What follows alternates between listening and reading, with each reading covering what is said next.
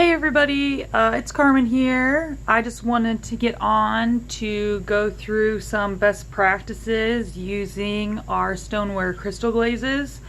There's been a lot of chatter regarding muddy waters and issues using it. So I just wanted to go through just opening a pint of glaze, stirring in the crystals, and how that should look when you're actually using the glaze. So to start with, I've got a brand new pint of muddy waters here. The crystals are at the bottom. You can see some of them there, but the glaze is filled in underneath the rest of them. So it's really hard to tell how many crystals are in a pint by just looking at the bottom. All of the crystals are measured by a machine. When we are bottling the glaze, they're scooped into the bottom, and then we put the glaze on top of the crystals. So that's why we have to stir them into the glaze. So first I'm just going to open my pint up. Got our heat sealer here for freshness. So okay, I've got my glaze here. And you can see there are no crystals, maybe a couple dispersed into there. But I'm just going to take my spoon and scoop at the bottom. You can actually even hear the crystals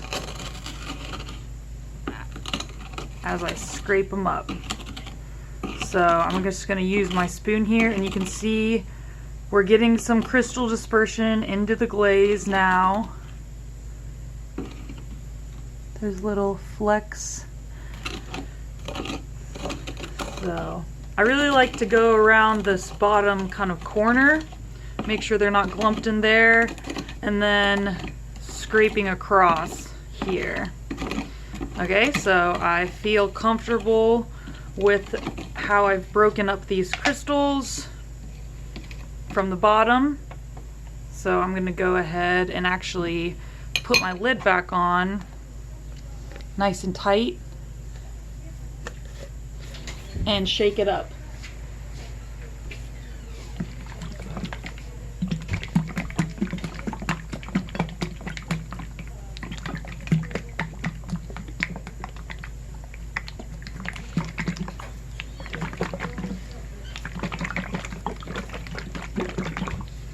Once I have my pint shaken up, I can go ahead and open my jar again.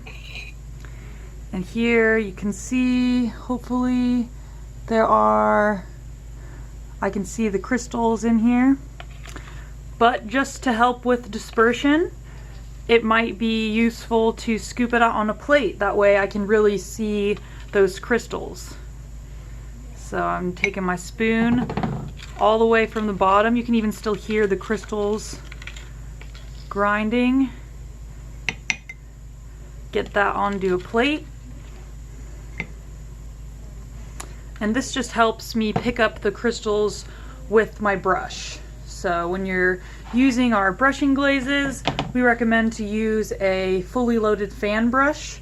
This is our RB 140 soft number 8 fan, so it's a bit larger than some other fan brushes that we make, but I like to use these for crystal glazes and mostly stoneware glazes just to really help layer that glaze onto our piece here. So I'll go ahead and start applying my glaze. So you can see here the crystals are really easy to find when it's laid out on a plate. And I'm fully loading this fan brush here, so I really like scooping it up.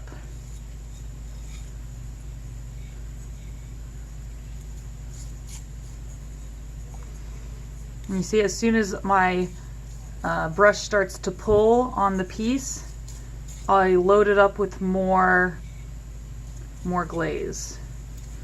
So there's one coat. I've spread it out. We can just do the inside for educational purposes here. Here is the crystal loading from one coat of glaze. So I'm going to go ahead and let that dry, and then we will come back for our second coat. Alright, so our first coat is pretty dry. You can see the crystals on here. So we'll go ahead and do our second coat.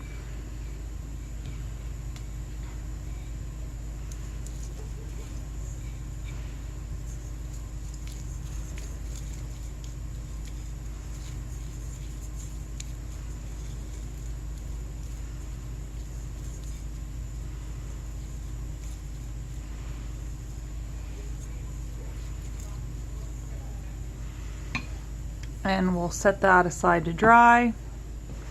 Again, using this plate is really helpful because it really just brings all those crystals up to the surface. You don't have to be scooping for them with your brush. They're right there and ready to get scooped up here. So that's super, super helpful. So while that is drying, another thing that I wanted to kind of discuss is the performance of the base glaze. So a lot of people have complained or been disappointed that they find the results to be a little bit more on the muddy side. So here actually I have a test tile that I did.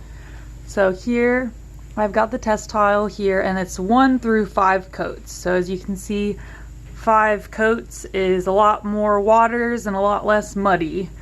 And then the 1 coat is pretty dry. You can see a couple crystals, but not a lot of that movement that I personally really enjoy in this glaze. So the reason I'm discussing this is basically because all of this beautiful blue color, it's brought out by the crystals, but it is also a property of the actual base glaze. So on the back here, I've done 1, 2, 3, 4, 5 coats using just leather. So as you can see, when you get up to 4 and 5 coats and in the areas that it pools, this glaze will turn a glossy blue just by itself. So beyond just counting or like making sure you have enough crystals on your piece, you want to make sure that you're applying that glaze really nice and heavy in order to have these blue colors come out. If you're a light glazer, or maybe you're not even using the right brush or something of that nature, that's going to affect your fired results. So if you have a thin base glaze application and a lot of crystals, you could still get results that look like this. So you really want to make sure you're loading that glaze up and that you're getting a decent amount of crystals dispersed onto your piece.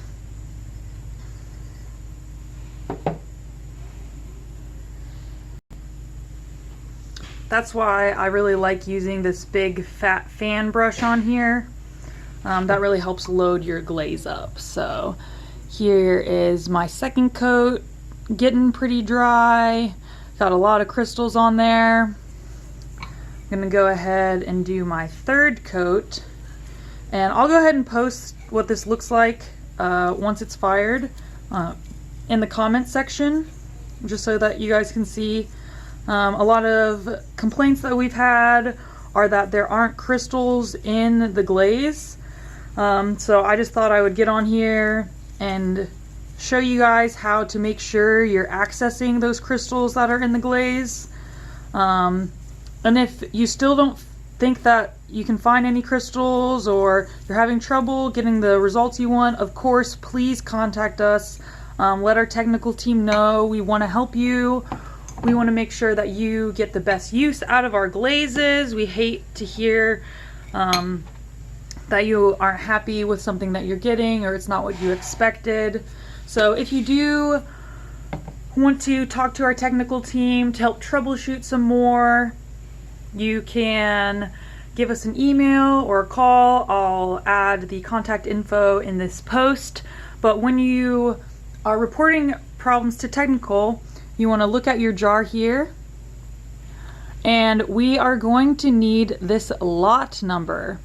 So anytime you would report a technical issue, we will actually seek out the lot number and do testing with that exact lot number to make sure that nothing was wrong with that batch when we manufactured it. So please report the lot numbers. If there's pints out there that don't have as many crystals as they're supposed to, we really need to know about it and have it reported so that we can fix the issue at its core. So please, I hope that this video was helpful in how to use our crystal glazes. If you have any more questions, definitely feel free to comment. I'm happy to answer them. Yeah, and I hope that everybody has a great day. Bye.